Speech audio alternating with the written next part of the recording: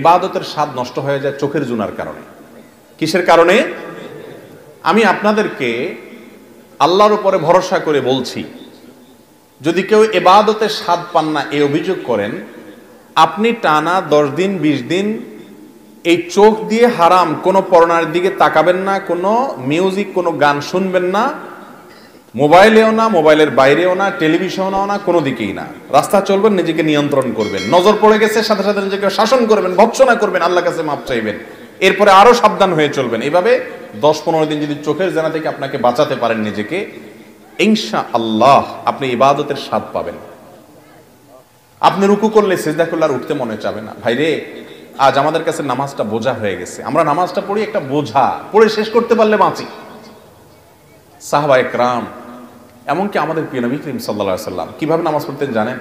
আম্মা জান আয়েশা বলেন, তিনি যখন রাতের জন্য নামাজ পড়তেন, লা তাসআল আন হুসনিহিন্না ওয়া তুলিহিন্না, নবীজির রাতের নামাজের কি সৌন্দর্য ছিল, আর বলো না। যখন তিনি দাঁড়িয়ে কিরাত পড়তে থাকতেন, এত লম্বা সময় পড়তেন, আমরা মনে করতাম হায়রে রুকুতে আর যাবেন না মনে হয়।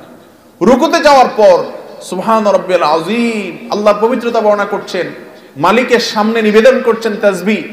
এত বেশি ভালো লাগা কাজ করতো, নবীজি রুকু থেকে আর উঠতেন না। আমাদের আয়েশা বলেন, মনে হতো তিনি আর উঠবেন না, মাথা তুলবেন না। ভয় হতো যে হায়রে এত সময় ধরে তিনি রুকুতে আছেন, কষ্ট হয়ে যাচ্ছে, মাথাটা কেন তুলছেন না। এরপর যখন মাথা তুলতেন, এত সময় ধরে দাঁড়িয়ে আল্লাহর প্রশংসা করতেন, হামদান কাসীরান তাইয়িবান মুবারাকান ফি রব্বানা ওয়ালাকাল হামদ। এত সময় নিয়ে বলতেন, মনে হয় যে আর সিজদা যাবেন না। আবার সিজদা গেলে একই অবস্থা। সবচেয়ে মজার জায়গায় সিজদা, আমার মালিককে আমি সিজদা করছি, এই সিজদার বিনিময়ে দুনিয়া এবং দুনিয়ার মধ্যে যা কিছু আছে সবকিছুর চাইতে উত্তম হবে, মালিকের সবচেয়ে নৈকট্য অর্জন হবে। আকরাবু মা ইয়াকুনুল আবদু মির রাব্বিহি ওয়া হুয়া সাজিদ, বান্দা আল্লাহর সবচেয়ে কাছে যেতে পারে যখন সে সিজদায় চলে যায়। প্রধানমন্ত্রীর খুব কাছে যেতে পারলে, প্রেসিডেন্টের খুব কাছে যেতে পারলে আমাদের গর্ব হয়। দুনিয়ার প্রধানমন্ত্রী, দুনিয়ার প্রেসিডেন্ট, দুনিয়ার রাজা, দুনিয়ার সমস্ত মানুষের মালিক যিনি, বাদশাহ যিনি, রব যিনি, সবাই যার গোলাম সৃষ্টি, সেই মালিকের সবচেয়ে কাছে যেতে পারে মানুষ যখন সিজদায় চলে যায়। আপনি যদি মনে করেন আমি সিজদায় আছি, আমার রবের সবচেয়ে কাছে আছি, একবারে সামনাসামনি রবকে পেয়ে আমি নিবেদন করছি সুবহান রাব্বিয়াল আলা, ও আমার মহান প্রভু মালিক, আপনি পবিত্র, আপনার পবিত্রতা আমি বর্ণনা করছি, ভালো লাগা কাজ করবে। নবীজি সাল্লাল্লাহু আলাইহি ওয়াসাল্লাম লম্বা সময় সিজদা করতেন, উঠতে চাইতেন না। আর আমাদের অবস্থা হলো নামাজ তাড়াতাড়ি করে শেষ করতে পারলে বাঁচি। নামাজের পরে যদি বৃষ্টি হয় তো মসজিদের দুয়ারে এসে সবাই এমন ভাবে একত্র হয়, মনে হয় জেলখানায় আছে, বাইরে হওয়ার জন্য সবাই পাগল হয়ে গেছে। ঠিক না ঠিক? ভাইরা আমার, এই ইবাদতের স্বাদ নষ্ট হয় যে কাজগুলোর মাধ্যমে, তার মধ্যে অন্যতম একটা কাজ হলো চোখের গুনাহ, যেটা আজ ব্যাপক হয়ে গেছে। এই জন্য ইবাদতের স্বাদ নাই। আল্লাহ আমাদেরকে চোখের জেনা থেকে বেঁচে থাকার তৌফিক দান করুন। আর এমনি গণহারে গুনাহের কারণেও ইবাদতের স্বাদ কমে যায়। ইবাদতের স্বাদ কমার তৃতীয় কারণ হলো হারাম খানা। আজকাল খাবারের মধ্যে এত ভেজাল, আল্লাহ মাফ করুক, ইমাম সাহেব বেচারা যে বেতনটা পায়, ওয়াজ করে হুজুর যে হাদিয়া পায়, ওই হাদিয়াও দেখা গেল যে যেসব মানুষ দিছে টিছে, সুদখোর, ঘুষখোর, টিনচোর, গমচোর, ডাকাত, রাহাজানি করেন না, আইল ঠেলা মানুষ, 2 নম্বরে ইনকাম করা মানুষ, চাঁদাবাজ, মাস্তান, এক একজনের ইনকামে এক এক ভেজাল। আবার কেউ আছে এগুলো কিছু করেন, আপনারা খুব হাসতেছেন মনে মনে, হুজুর সব বাঁশ দিয়ে ফেলতেছে। আপনি নিজেও যে বাঁশ খাওয়ার লোক, আপনি বোনের হক দেন নাই, ফুফুর হক দেন নাই বাপের সম্পত্তিতে, তাহলে আপনিও হারামখোর, আমিও হারামখোর হয়ে যাব যদি এই কাজ করি। ঠিক না আমি ঠিক? এই হারাম খাওয়ার কারণে ইবাদতের স্বাদ পাওয়া যায় না।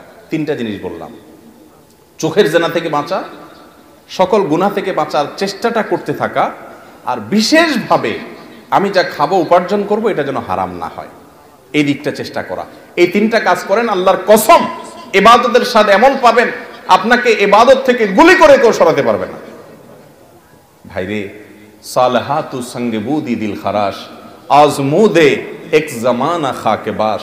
অনেক কিছু স্বাদ পেয়েছেন জীবনে, অনেক কিছুর স্বাদ।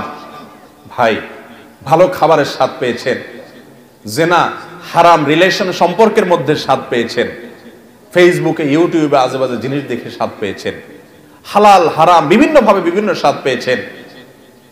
আজমুদে এক জামানা খাকে বাস, একটু পরীক্ষা করে কিছুকালের জন্য মাটি হয়ে দেখেন, একটু কিছুকালের জন্য হারাম ত্যাগ করে দেখেন, ইবাদতের স্বাদ যদি একবার পান দেখবেন যে এর চাইতে স্বাদের আর কিছু নেই। শাহ ওলিউল্লাহ মুহাদ্দিসে দেহলভী রাহিমাহুল্লাহ, তার ব্যাপারে একটি ঘটনা বর্ণিত আছে যে তিনি বলতেন, দিলে দারম জওয়াহির পারায় ইশকাস্তিতা হবিলশ কেদারত জের গরদোমি সে মেরে সামানে কে মন্দারম। তিনি দিল্লি শাহী মসজিদের ওখানে দাঁড়িয়ে বলতেন, আল্লাহ এমন এক দিল দিয়েছেন আমাকে, এই অন্তরের চতুর্পাশ দিয়ে বড় বড় রাজা বাদশাদের রাজত্ব, এগুলো গুড়গুড় করে ঘুরতে থাকে কিন্তু ভেতরে ঢোকার চান্স পায় না। এর মানে বুঝছেন? মনে করেন একজন আপনার বাড়ির পাশে 2 নম্বর টাকা দিয়ে আঙ্গুল ফুলে কলা গাছ হয়ে গেছে, আছে না? না এরকম আপনার বাপেও খোঁচায়, মায়েও খোঁচায়, আপনার নিজের কাছেও খারাপ লাগে যে আমি কি করলাম। হ্যাঁ, আরেকজন হারাম রিলেশন করে 2-4টা সম্পর্ক করে ফেলছে, আপনার কোনো হারাম রিলেশন না, আপনি মনে করতেছেন হারে আমি দুনিয়ার এই ভোগ উপভোগ থেকে নিজেকে দূরে সরিয়ে রাখলাম।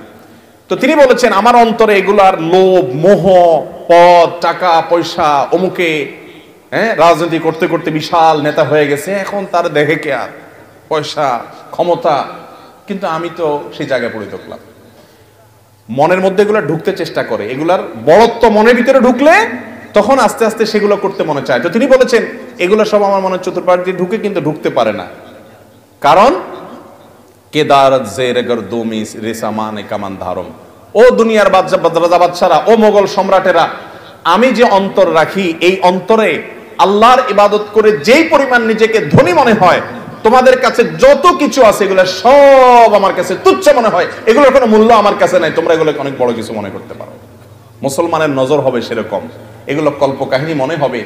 এক সময় আল্লাহর নেককার বান্দারা পৃথিবীতে যারা ছিলেন তাদের কাছে এগুলোই মনে হতো। সাহাবা একরাম, বড় বড় সম্রাটদের মাথার উপরের মুকুট স্বর্ণ দিয়ে তৈরি, মসজিদে নববীর সামনে এনে রাখা হয়েছে।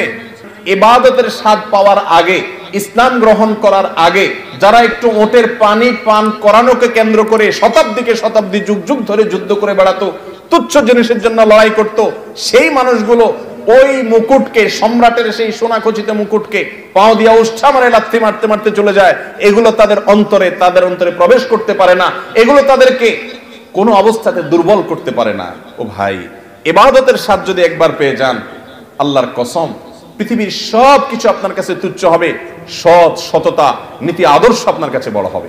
আল্লাহ আমাদেরকে ইবাদতের স্বাদ পাওয়ার তৌফিক দান করুন। তাহলে 3 কাজ করতে হবে, চোখের জেনা থেকে বাঁচতে হবে, সকল গুনাহ থেকে বাঁচার বিশেষ চেষ্টা থাকতে হবে, আর হারাম খানা থেকে বাঁচার চেষ্টা করতে হবে। আল্লাহ আমাদের তৌফিক দান করুন।